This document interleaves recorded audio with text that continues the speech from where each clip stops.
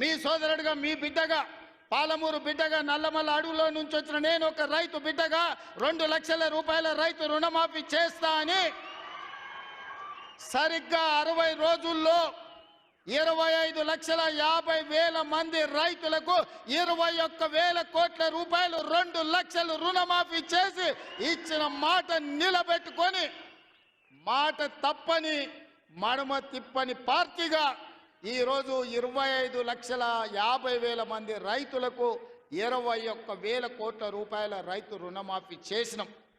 ఇవాళ రైతు రుణమాఫీ చేయలేదంటున్నాడు. నేను సూటిగా సవాలు విసురుతున్న చంద్రశేఖరరావు గారికి వేదిక మీద నుంచి, ఫామ్ హౌస్లో ఉండి వచ్చిన వాళ్ళకి జోలి చెప్పుడు కాదు, అసెంబ్లీకి రా, లెక్కలు చెప్తా.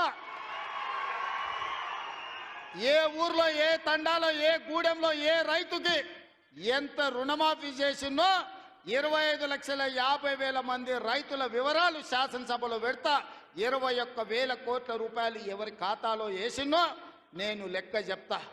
నీకు చిత్తశుద్ధి, నీకు నిజాయితీ ఉంటే రా, వచ్చే అసెంబ్లీలో నువ్వు మాట్లాడు, అడుగు.